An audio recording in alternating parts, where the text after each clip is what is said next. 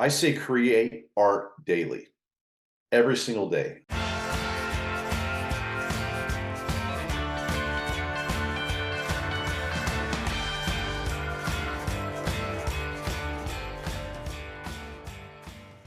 Welcome back, listeners, to my little corner of the podcasting world to Beyond the Palette. This is Whitney Rosenson, your host and president of Art Dimensions, a fine contemporary art leasing and sales business. Today I'm chatting with Brady Smith, an exceptional creative from the Art Dimensions artist roster. Brady is an accomplished painter, muralist, illustrator, writer, and actor. He has written and illustrated 6 children's books, and he's working on more, including I'm Getting a Shark and Bug Sandwich, and You're Missing It, which he co-wrote with his wife. In this episode of Beyond the Palette, we'll be focusing mostly on Brady's artwork. He likes to refer to most of his paintings as Tex-Mex. They are bright, colorful, mostly festive pieces inspired by his time growing up in southern Texas. But others have perceived his work as anything from folk to abstract. Brady has had dozens of solo art exhibits in LA, Texas, and New York. I'm super excited to hear from him, and I know you all are as well, so let's go. Hi, Brady. How are you? Wow, look at that introduction. I'm good. How are you? Thank you for that. I wish I was recording it. I could play it for my kids and maybe they'd be impressed. I don't know. I'll save the recording for you. I'm so happy you're here. Thank you. Nice to be here. Well, thank you for the time and for welcoming all of us into your creative world. For those listeners who don't know who you are, can you give us a snapshot of your journey to where you are today? I grew up in Houston, Texas. I moved out here in 2000. I got my degree in fine arts from a college called Stephen F. Austin State University in Nacogdoches, Texas, which took me 2 years to learn how to spell. It's the oldest town in Texas. It is famous for its lumberjack and forestry program, not art. Go figure. Yeah, go figure, right? But I got my degree there, moved home back to Houston, Texas, started a freelance illustration design company. I did that for about probably a year or two. I had a few art shows. I did a lot of freelance work for just companies that would hire me to draw stuff. And I was literally waiting for a painting to dry, watching Maury Povich, finding out who was the dad of whatever baby was on the show. And I was bored out of my mind. All of my buddies had real jobs, insurance jobs. They were gone 8 to 5. I was like, you know what? I feel like I just need to mix it up. So I loaded up my Ford Explorer at the time and drove out and threw a Hail Mary and landed in Los Angeles. It took about 3 years for me to get my feet kind of planted, did a lot of odd jobs, had little bitty art shows here and there, and then started eventually working. That's the Cliff Notes version. That's awesome. Thank you for that. I mean, you sort of discussed this just now, but how did you start your career as an artist? What was the first project you recall? You know what? I actually learned, this is funny. I learned a very valuable lesson early on, because, being able to draw, just the physical act of being able to pick up a, pen or a crayon or a pencil and draw something. I kind of refer to myself as a Ford F-150 when somebody needs to move. You know what I mean? Like I can help move a couch. Everybody needs help moving. Everybody needs help with art. So anytime for my entire life, if somebody's like, hey, for the pepper rally in 7th grade, we need a giraffe, I was the guy. So I've always drawn. When I went to school and I got my degree and I graduated, that's when I, was like, I have this ability. I'd rather do something that I'm able to do than just get a normal job and start making money. So it was hard, and I had to kind of figure things out from the get-go. But I've always, my whole life, I've worked for myself. And I learned early on when you would get a client, if it would be like 93.1 country FM in Houston, Texas, or whatever it was, they would hire me to draw something.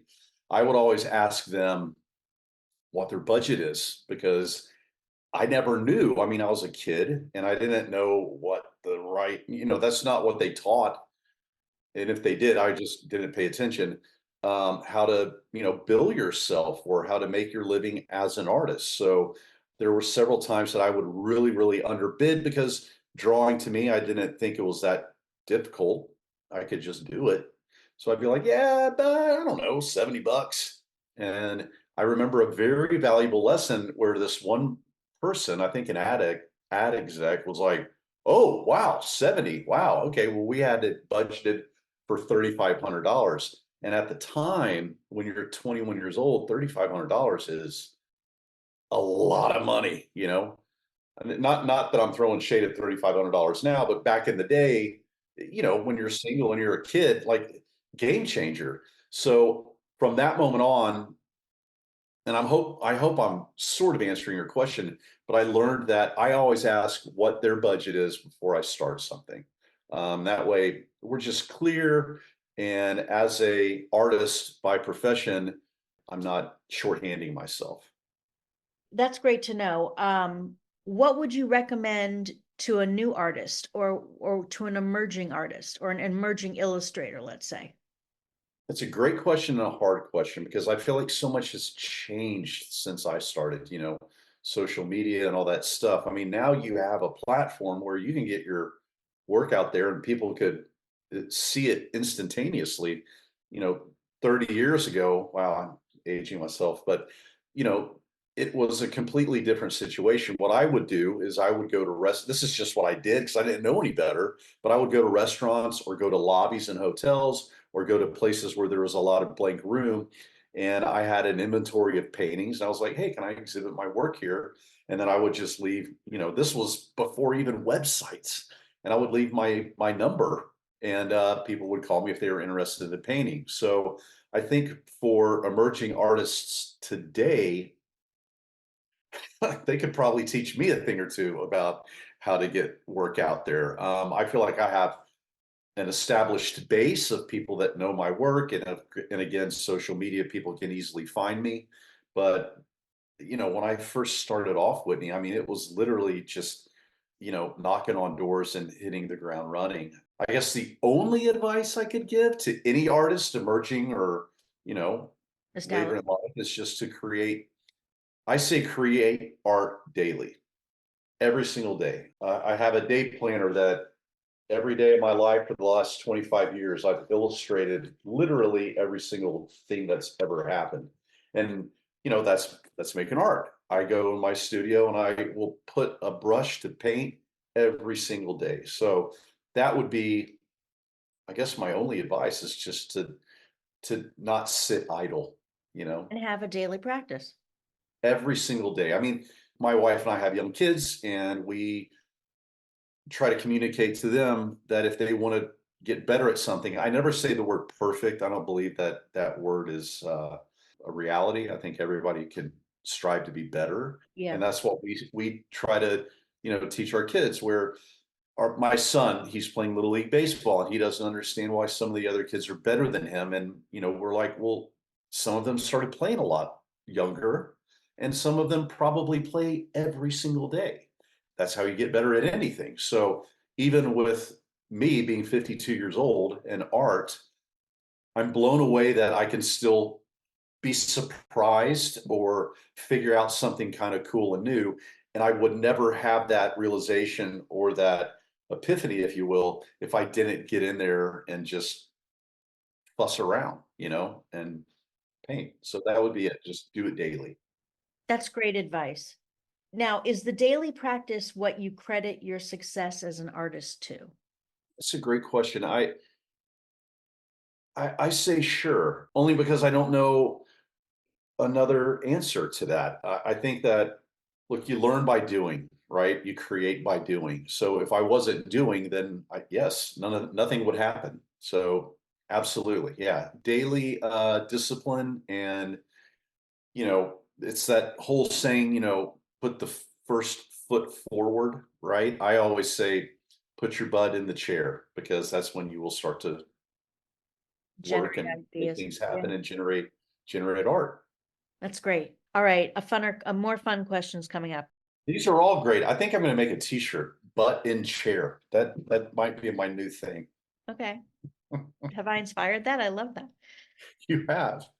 Do you ever have painter's block? And if so, how do you deal with it? I think I do.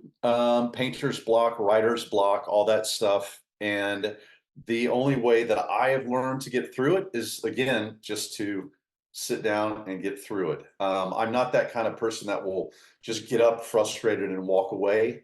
I'll keep on trucking, if you will, because that it goes back to what I said a second ago. That's when you sometimes, and not all the time, but sometimes you'll surprise yourself. I feel like a majority, if not all of the work that I do being a big canvas or a mural or characters for a book, every single one of those comes out from doodling. Absolutely just sitting down and doodling and surprising myself. Okay. Another fun question. Describe your aesthetic, if you can, in 3 words. My aesthetic. I have 3 words that I can think of to describe I yours. would love to hear it, and then I'll either completely agree or add on to it. All right. Vivid or vibrant, Yep, vibrant works. bold, I'll take bold.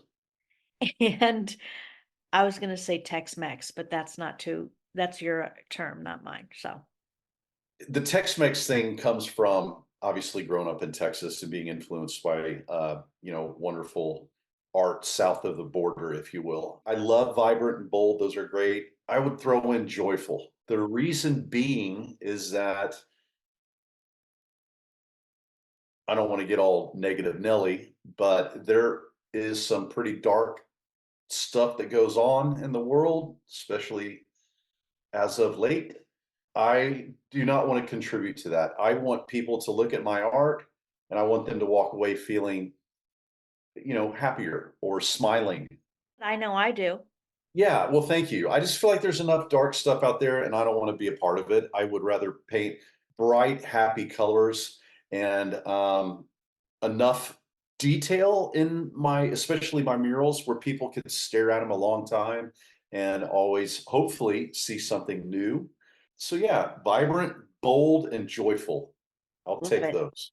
That's great. All right. You just mentioned murals. Tell us about one or more of your great murals. I know there's one at LA L Works.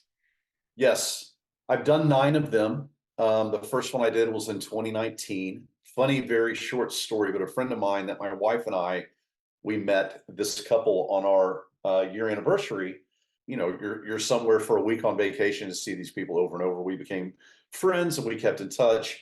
And he works in real estate. And in 2019, he texted me and he's like, "Hey man, I have a new building in Salt Lake City. It's got a giant blank wall. I'd love for you to paint a mural on it. Do you do murals?" And I was like, "Absolutely." I had never done a mural in my life. I figured, it's the same thing as painting, it's just a lot bigger.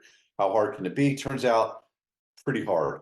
You're hanging from scaffolding, you're carrying buckets of paint, brushes. And I joked with my wife when I got home that it was like that show Survivor, except just with paintbrushes.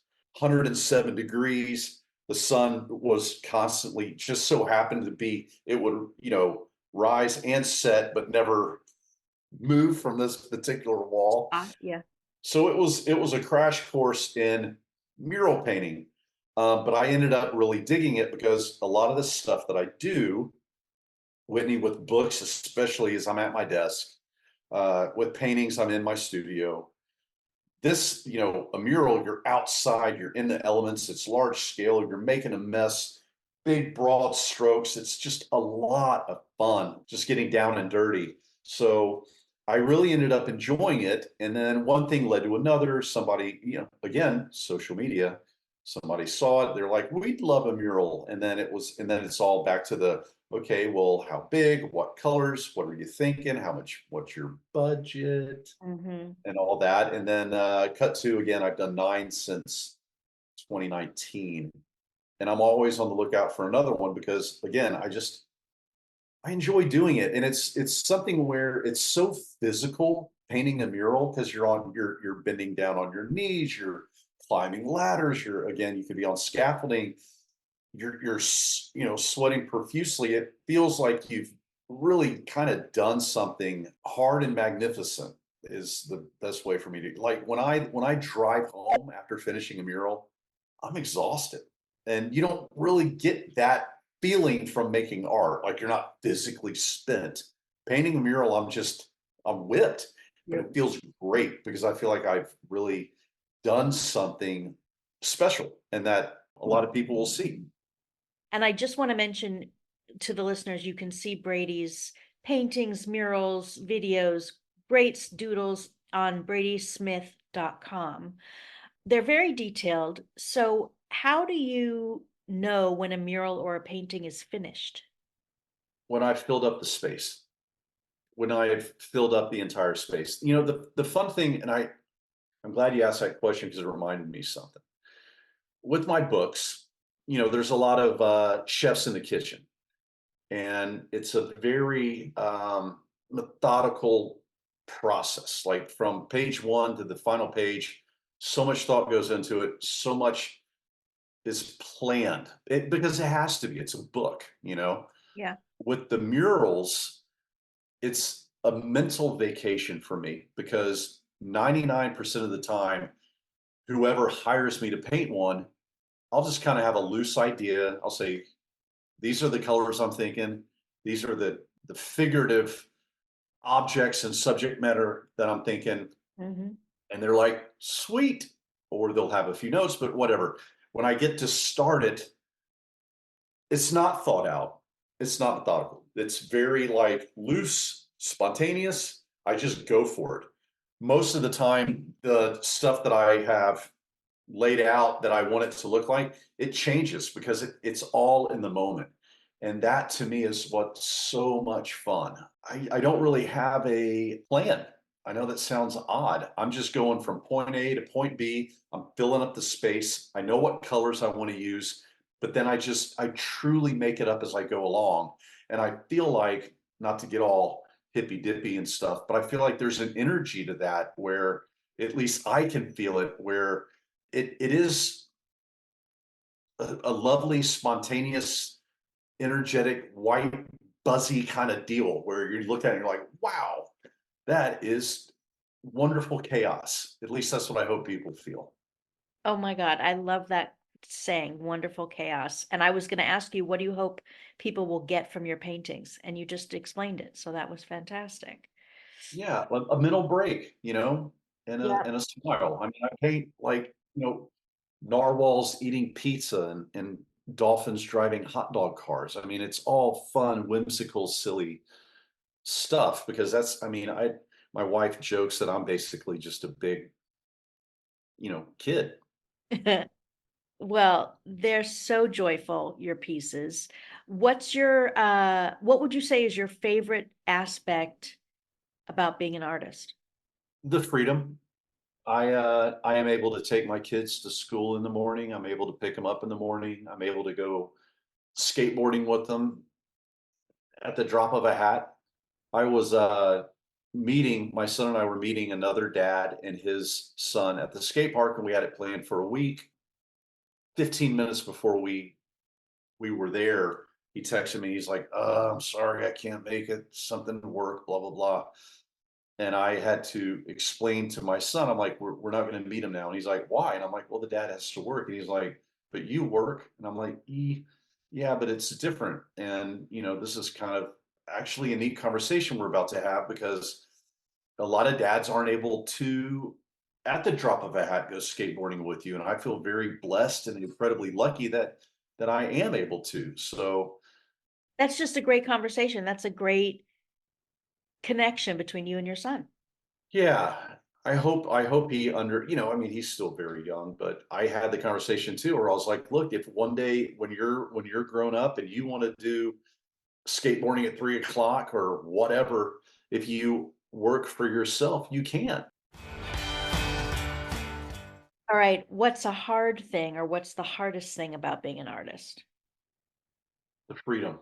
Okay, can you explain? There's nobody cracking the whip except my wife for me to do dishes. But other than that, It's you. That's it. You are 100% on your own as an artist if you're self-employed, which is a beautiful thing, but it really makes you need to be incredibly disciplined because nothing is going to happen unless I'm making it happen. There are days where, like anything in life, you're just like, "Ugh, I don't feel like it." But I think over the course of however many decades, really gotten good at I'm not good at sitting still. So I always make myself do something. So that would be it. There are months where you're like, oh my gosh, where is my paycheck coming from? Where is it going to, you know? And then there's other months where things are phenomenal. Oh, So yeah. I've never, ever, ever had consistent income. I've never had that sensation, if you will, of knowing where and exactly how much and exactly when I'm going to get a paycheck. All my buddies in college who have like these big jobs and they go to work, they go home, they don't think about work, Right. they do whatever they do, then they go back and then they work and then they come home and that's their cycle. I've never had that. Well, when you're self-employed, you're kind of thinking about it all the time. Never stops. Never stops. I know. No. And like for example, last night I'm working on this new book. I worked until 9 o'clock at night. Not that that's late or anything, but all my buddies have been home for 4 hours, and they've turned it off and they're doing what they do. But granted, I guess it all balances out because I can go skateboarding with my kid at 4 o'clock in the afternoon. So Yeah. the inconsistency sometimes can be challenging, but I think that ultimately it's the payoff is even greater. Oh, okay. And that is great advice for an emerging artist and an established artist to keep the faith, you know. Keep the faith and nobody's going to do it for you. Yeah. That's where it's at. If you could collaborate with one other artist, Wow, would you and who would it be? it's a great question. Alive, Okay. a buddy of mine who is also a fellow Texan. He lives in New York now. He's an illustrator and he's just a great dude. His name's Rob Wilson. I would love to make some art with Rob. I know we easily could. I've never even thought about it until right now, but I love everything about him. He's just a good person and he makes fantastic stuff. So Rob Wilson, Okay. a live artist and deceased artist. I've always loved Kandinsky. I've always loved Moreau. I've always loved Picasso.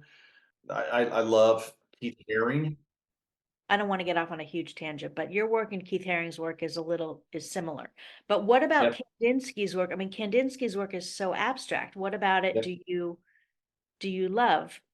I'm I curious. love I just love the use of colors, and I love how abstract it was because I mean, look, I haven't been in an art history class in a very long time, but if I remember correctly, Kandinsky was one of the very first ones to really just kind of throw it all out there and make abstract art. Again, it's just kind of like the way he paints. Now, I don't want to take anything away from Kandinsky, not that he's around to be insulted, but it just seems very fun and off the cuff and abstract colors and shapes, and Yeah, I agree. it just has this whole again energy about it, which Yeah. I love to look at it. Okay. If you were granted $1 million for an art project, what would you do? Well, I guess it just depends on what I have to work with. I mean, I think it'd be fun to convert an entire building, a full like a place that you can walk through and do like an inside outside full mural, right? Like a warehouse, something gigantic. That would be cool. I guess that would be my answer as far as art, the book thing too. I mean, I would love to just keep on trucking with my books, but that I mean, knock on wood, that's happening right now anyway. So So I'll good. say a big airport hangar warehouse sized inside outside mural. Oh, I would love to see that. Please do that. Well, somebody give me $1,000,000. Let's Yes, do we have to this. find $1 million. What inspires you to paint? The daily challenge of being creative. I always say that I just want to live a creative life. That's it. I want to make art. I don't care what kind of art. I just want to always be in the process of creating something because I do feel like, we're all here for a limited, if not short, period of time. And if I can do something that makes somebody think outside the box or smile when they look at something that I've created, then I feel really content and good about that. Mm, So my inspiration is just the daily process of creation. so well said. Brady, thank you. This was fantastic. I had fun. This was Oh, I'm great. glad. I'm glad. I'm also glad that we got a chance to connect because it's been a while since we've spoken. Okay, listeners, please take a look at the Art Dimensions site, which is artdimensionsonline.com, to learn more about contemporary art leasing and sales. You can also check out Brady's page on the site under artists on the homepage. Look for his name and click the thumbnail, and that will take you to Brady's page. And to see even more of his incredible paintings, murals, doodles, so much cool stuff, collaborations he's done with companies, go to bradysmith.com. It's BRADYSMITH.com.